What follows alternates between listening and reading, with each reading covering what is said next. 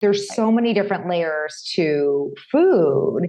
And so, yeah, absolutely guiding people in each one of these elements so that, first of all, they're able to see how it has been for them in the area of food and their body and weight. See that a lot of it is the result of an inherited paradigm, right? And inherited conversations. There are things that over and over again, we've heard people say from the time we were little, so much so that they just started occurring as the truth for us. Welcome to episode number 208 of the Game On Girlfriend podcast. I'm so happy you're here today because my guest, Dr. Jessie Hehmeyer, is the founder of Well Empowered. This is where she practices, I love this phrase, data-driven, results-oriented functional medicine. Yeah, just like think about that for a second, right? Like driven by data, but focused on results. And what I really love about our conversation today is how much heart and warmth and soul she brings to her work. As you guys know, if you've been following me for a while, this journey on health or weight loss, weight gain is something that, has really entered my life when I was age 8, and it's stuck with me for a really long time. And I have started to sort of make it part of the Game On Girlfriend mission to have all women feel liberated from outside forces that tell us what we are capable of, what we should look like, what we should or shouldn't be doing with our money, or what we should or shouldn't be doing with our businesses, and really dealing with our own bodies, our relationship to food, our relationship to health, and how we treat ourselves is sort of like at the foundation of all of this work. And so I'm thrilled that I got to have this conversation with her today. And I think what she brings to the table is so important. Like, this is a doctor who has studied for years in order to support other human beings in bringing out the best version of health possible for every individual body. It's just a beautiful conversation.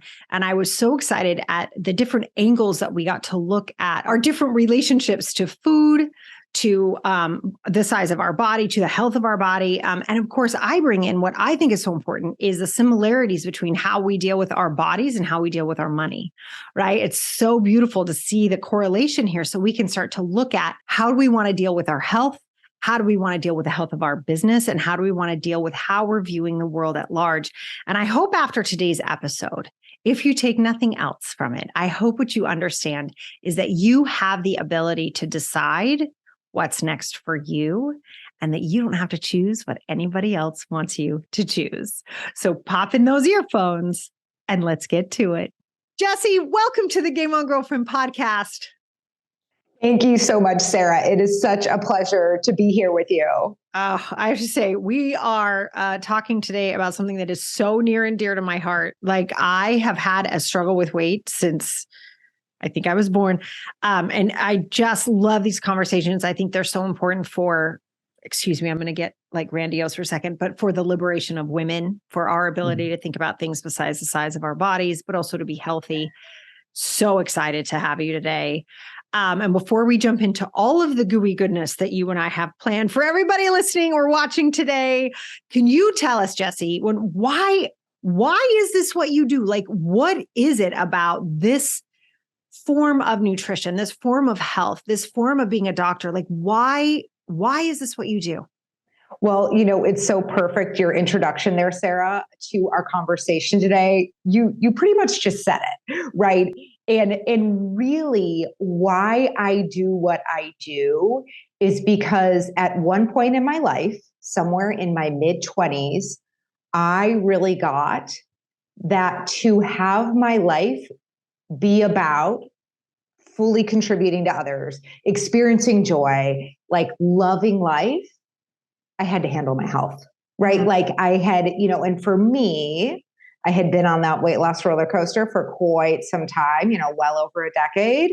Had grown up as a dancer, weight was a big part of my life, right? Struggling with weight. And so I remember there was a year of many, many, many aha moments strung together. But the first one was getting that this area of my life that had been such a struggle was interfering with me being fully present with the amazing people in my life. And I was like, I'm just not okay with that.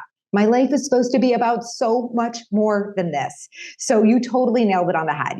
For me, when I got that this was interfering with my life about making my life being about being a contribution and evolving and experiencing joy, I embarked on my own journey to master what I call my middle ground.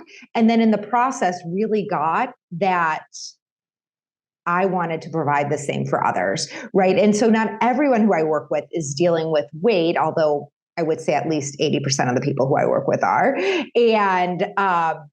And so through graduate school, ultimately, is how I came to gather the tools that I needed so that I could guide people on their unique journey, right? Because it's not a one size fits all solution. And so I had to be able to understand the body, like really scientifically, and be able to look at the individual and what's going on with them so that I can guide them in accessing the same freedom, right? The real freedom to make their life about whatever it is they'd like. Yes. Yes. It's, this journey, I think for women is so important, I think to both of us, right? And I'm so happy we're sharing our shared vision for what's possible right together today. I just a little bit of a side note, I just yesterday, I don't know if this has ever happened to you. I rarely pick up my phone and look at Instagram, but I did for some reason. And I found myself staring at, I fell into a rabbit hole of anorexic young girls and just cheering each other on. I'm about to cry because the amount of energy and pain and danger, right? That we use that I want to say that we use to make ourselves feel a certain way in this world that feels so out of control for women. It struck me really interesting, as just this, I almost watched myself have an out of body experience, right? Just sort of looking, I was like, I'm so glad I'm talking to Jessie tomorrow about this because it was like, wow. And we know the extremes. We all know the extremes of what can happen. And boy, is it so understandable how it does. Yeah. It was just like, wow, that could have been me. It could be my daughter. It could be all of the girls that I know. And I watched it, and I really want to be clear. This wasn't with judgment. It was with pain. It was with, oh my gosh, I see you. I get how this can happen. And it is so simple for someone to fall into that. Simple meaning the steps are not hard. Right? That can be quick, right? Because it's like this form of control, I think, in a world that feels so out of control. And I think that's sort of, direct me if I'm incorrect here, but that's sort of how we women are sort of trained to take control. Is like, well, if you can control the size of your body, then you're okay. In whatever way that is. Is that something you see? Am I onto something there? Is that bananas? Oh, I'd love to know what you think. No, I think you're totally onto something, right? We're born into a world where very quickly we get the message of what it is, what's a good body look like and what's a bad body look like, right? Which is just total shenanigans, right? But one of the things when I work with people in really drawing a line in the sand in this area of their life and quite literally inventing a new future for themselves. Oh, interesting. One of the things we do is we create completion with the past. And part of that just comes through acknowledging what the past has been. And one of the questions I ask people is, when was the first time you remember thinking your body was a way it should or shouldn't be, right? Maybe you were on the thinner side, or maybe you weren't, right? But and some people who were on the thinner side didn't like it. And some people were on, you get a little bit of everything. But, time and time again, I talk to people who say they were 5 years old when they remember. Oh gosh, 5? Yeah. Wow. Yeah. When they remember hearing some message that just really hit them, like, oh, my body's a way it shouldn't be. Or I was talking to someone the other day who was saying she was just kind of naturally had a fast metabolism. And she was kind of like, oh, my body's the way it should be. And then at a certain point, hormones did what hormones do.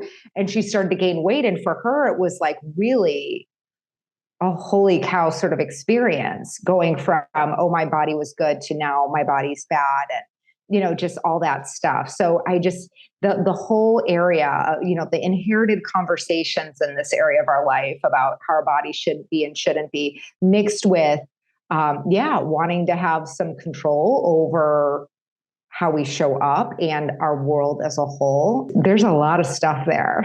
There really is. I mean, I'm like, oh my gosh, I got a doctor on the show. I'm talking about like, let's go, right? Like, it's just so important to me. And like we were saying, it really is the liberation from that, right? So from such a young age to hear the message, how you are is not okay.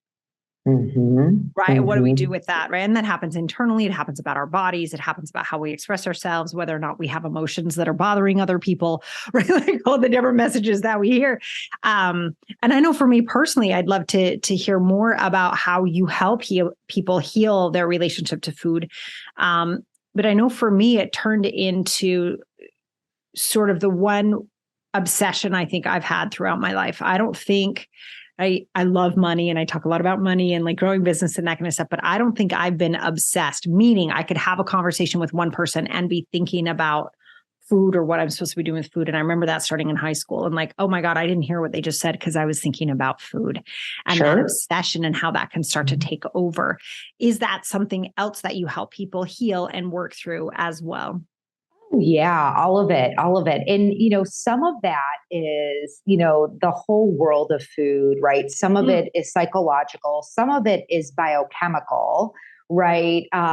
Some of it is social, right? There's so many different layers to food.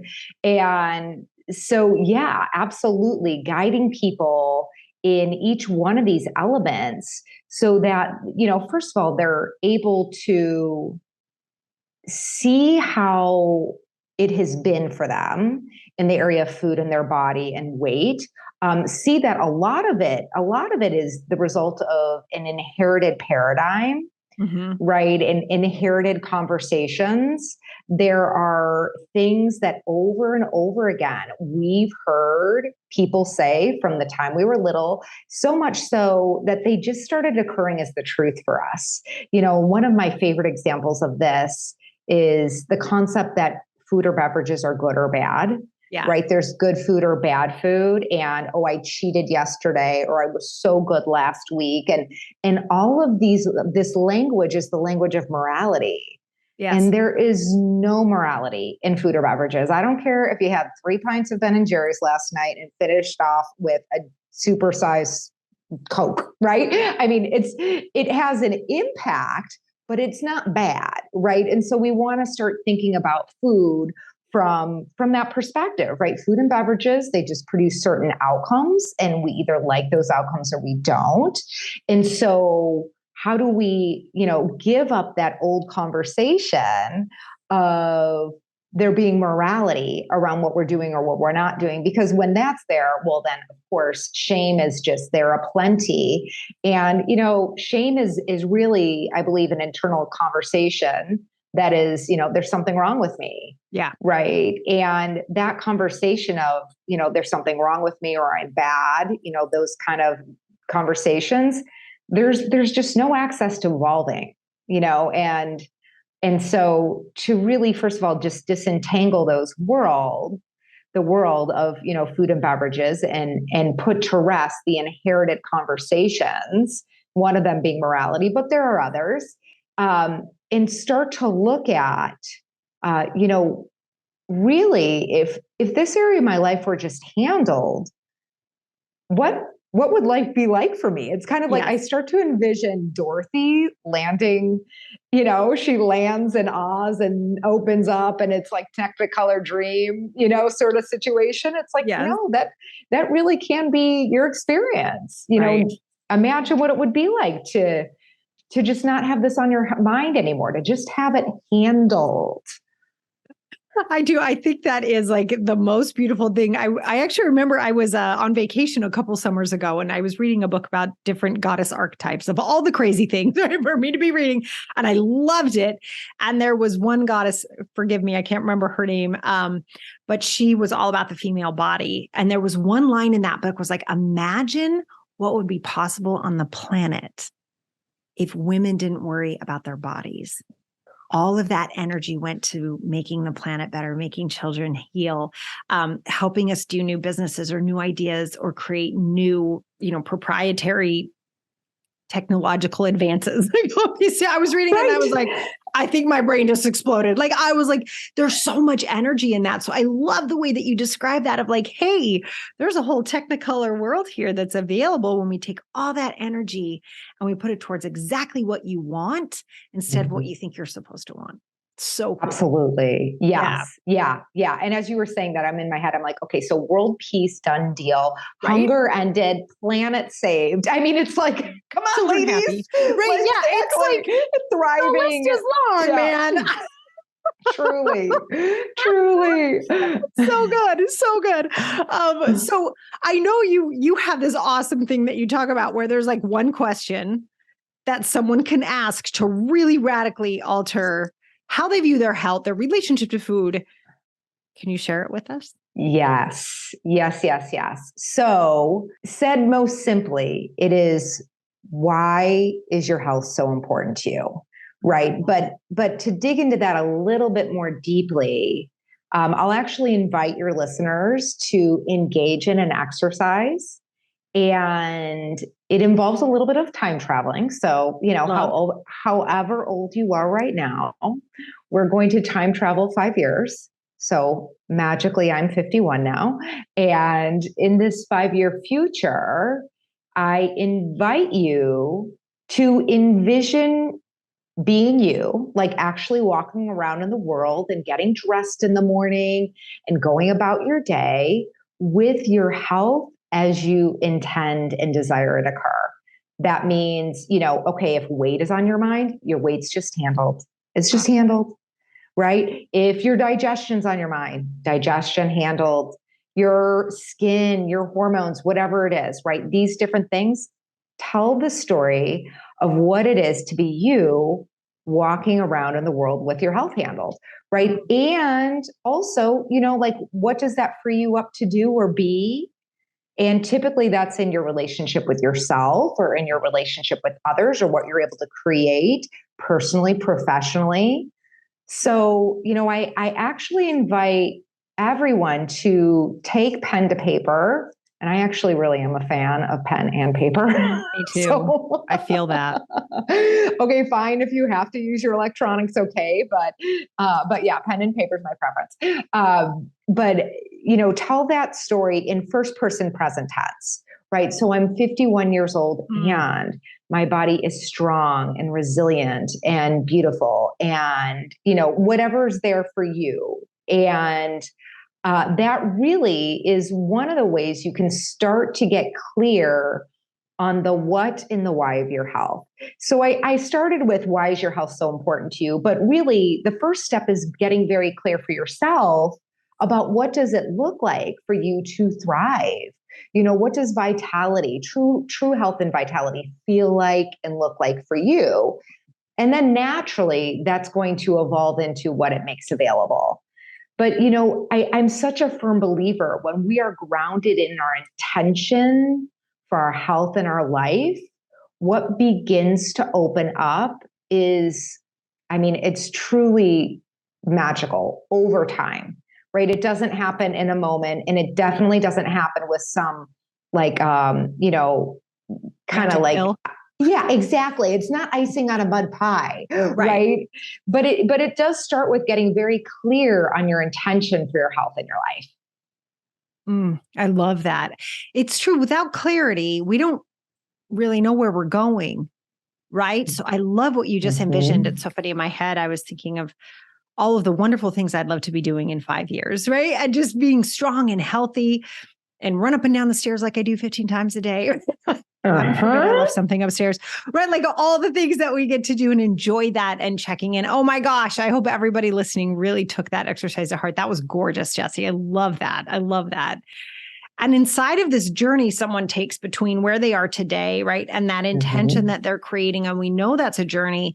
I think one of the other things that you focus on that I think is so important is a middle ground that a lot of times around food or like you said, the morality that we put into it, it is so rigid, right? It's like, this is a good food. This is a bad food. I had a good day. I had a bad day, right? Those sorts of things. And I know you sort of work with people to talk about a middle ground. Can you share that a little bit with us? Yeah, well, I will start by just stepping back and pointing to, again, what we inherited in this area, the broken all or nothing approach. And that broken all or nothing approach, you can see people living it out in, kind of like Whole30 followed by a large pizza and a bottle of wine, right? That would be an example of the all or nothing. Not that I know anything about that. I mean, no, but like way back when, right in my 20s, that kind of extreme dieting followed by overindulgence. And really that is, the deprivation and overindulgence. Those are the expressions of all or nothing. And then if we step back and we peel the onion one layer more, what's beyond that is self-aggression. Right. So it's really a paradigm of self-aggression, and how it's lived out is by deprivation or overindulgence. And no surprise, it doesn't work. It doesn't work. And it's heartbreaking. Just like you stepped into the social media room that literally could, bring me to my knees in tears. Like, how are these beautiful young ladies? I understand how, but it just really is heartbreaking. And, it's no less heartbreaking to see women over and over again, maybe in less severe forms, but still it is self-aggression, the deprivation and overindulgence. So, when I work with people, we toss that out the window and start to move towards what I like to call middle ground mastery, or mastering your middle ground. And the your part's really important because people have an opportunity to begin to author what it is to bend and not break. And it's really, it's journeyed, it's created through the living, and people have the chance along the way to gather insights, right? See what works, see what doesn't work, rather than, I made a mistake, just forget it. I'm a failure, and so I might as well just give up. All those kind of things that can happen when people have one day where they eat one extra cookie than they wish they would have, right? It's this instead is really, okay, great. What worked, what didn't work. And okay, that choice that you now look back at, if you could do it over, you do it differently. What would you have done differently? And let's see how we can set you up. Like, let's start to talk about strategies, and that whole middle ground mastery journey is really one of self-love. So there's just all kinds of kindness, gentleness, grace in that journey. Yeah, it's so the opposite of the rigid, you're bad, you're good, the shame, like you were saying, also that gets wrapped up in that. So it sounds like it's an incredibly generous and kind and gentle way to approach how you want to go through each day when it comes to nourishing your body. Yeah, absolutely. Yeah. And I would say there's also honesty there, right? Because so often, given the crummy paradigm we inherited in this area, but we are slowly disentangling it. There's so often a choice people make, understandably, between being kind or honest, because the experience is, okay, I'm not going to look, right? I'm not going to look at my labs. I'm not going to look at my weight. I'm not going to look at what I'm doing or not doing, because that's the only way I know how to be kind, is if I'm not looking. Or the other option is I'm going to look and just get ready. I'm going to pull out my stick and start whacking myself with it, beating myself up for every little thing I do. Oh my gosh, I got 100 less steps than I wanted, whatever it is, So yeah, it's really, it's a learned way of being, to be kind and honest. And I think that's a journey that's, at least I know for me, ever evolving. For sure. For sure. And I'm seeing so many, you have to forgive the way my brain works, but I'm seeing so many parallels between this conversation and also the way people talk about money, right? Oh, yeah. There's so much shame around that too. But this idea, there's like, you can actually look, like you can actually be honest and kind. It's okay. But really sort of healing this thing that, I love that you keep saying this paradigm we've inherited, right? But this idea that these things need to look like this, and that sort of aggressive way to approach our day-to-day behavior, when we all know we do better when there's support and love. Like we all know that. And it's so interesting that we remove it from ourselves. I love that you called it self-aggression, the self-flogging. Like who else is paying attention to that? Like where is this voice coming from? How is this happening? So good. So finding that middle ground, I love it. And then I know this is like, I'm dying to ask you this question. I'm going crazy because I'm so excited. So as someone who started her first diet at age 8, right? I'm in this group. You said there, I know, good times. So you said there were 3 not so talked about root causes when it comes to weight. Yeah. Do I have that right? Yes. Like, did I say that right? You nailed that. Yes. Yes. And I would say, the first thing I'll just lead off with is it's not your thyroid. I know, right? It's so funny. Yeah. People are always like, is it my thyroid? I really want it to be my thyroid. Can it just please be my thyroid? Right. And here's the thing with weight, of course, if someone is struggling with their weight, I'm always going to look at their thyroid in a very thorough way, not just one metric, but I'm going to do at least 5, right? I really want to make sure their thyroid is working well, because if their thyroid isn't working well, it is true. They're going to struggle. They're not going to lose weight. But even with their thyroid appropriately supported, if there is something, if their thyroid is underactive, I've not yet encountered anyone where that's the only thing. So that's where the other 3 things come in. Okay. Yeah. So it's kind of one of these funny things where, yes, absolutely, foundational must be supported if it requires support, right? But I've not yet encountered anyone where that's the answer. So the other 3 things, less talked about. Number 1 is elevated inflammation. So inflammation, sometimes I'll be talking to someone and they'll say, oh, I'm just really inflamed. And I'll ask them, what's that feel like for you? And they'll say, oh, well, I'm bloated, or my joints hurt, or my skin's red. They'll say whatever they have to say. But I have to tell you, Sarah, more often than not, people are inflamed, but they have no symptoms. And so we need to test, right? There are actually tests that help us understand if inflammation is chronically elevated, right? So chronically just means long-term elevation, right? We're supposed to have little spikes of inflammation if we get sick, or if, someone hurts themselves. Inflammation is designed to support the healing process, but inflammation that is chronically elevated, and again, these are knowable numbers. We can get these labs. Not only does it increase the risk of virtually every disease under the sun that we do not want, it also pushes our body towards fat conservation, slows down our metabolism.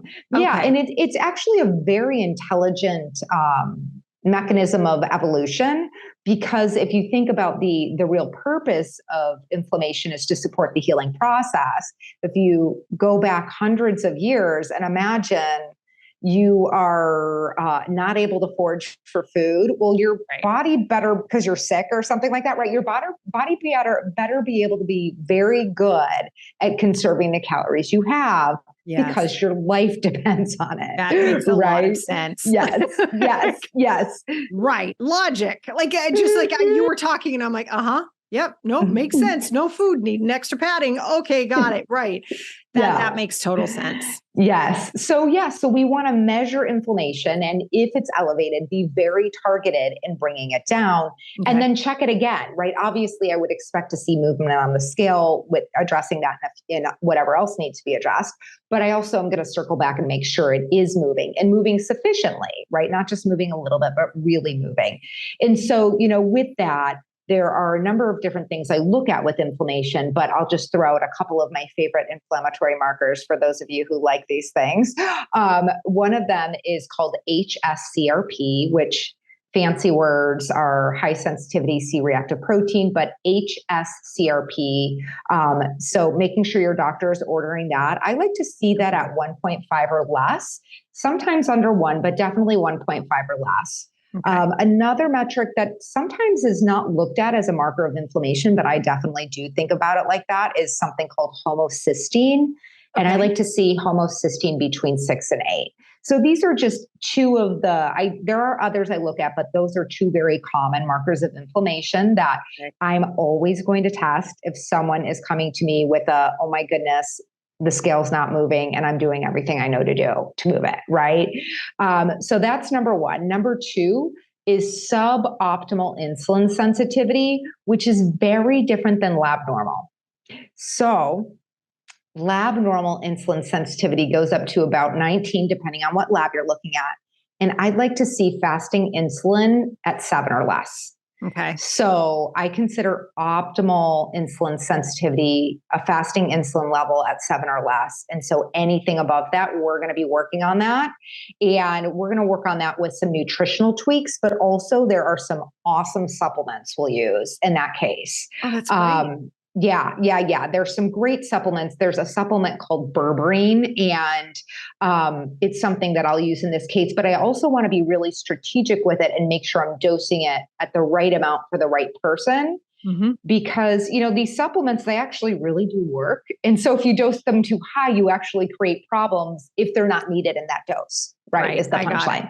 Yeah. Okay. Mm-hmm, okay. Mm-hmm. And then the third one is commonly overlooked cause of a slow metabolism or challenges losing weight is detox pathways gunked up. I know, very fancy terms, gunked up, but detox pathways gunked up. And that is because, oftentimes when we talk about the word, well, first of all, detox is such a sheep word. Can we just agree on that? It's like, for sure. Yes. Have my vote. Yes. But there are real physiological processes happening, right? There's phase 1 and phase 2 detoxification happens in your liver. Phase 3 happens in your digestive tract. And these things, there are enzymes that run them, and those enzymes have cofactors. And what we're processing is not just the pollutants we encounter, smoke or pesticides or things like that, but we actually process our hormones through those same detox pathways. So you can just imagine if our detox pathways are not running smoothly, that our hormones are going to be out of whack, and that is not going to help us lose weight, simply put. No, it's so mean.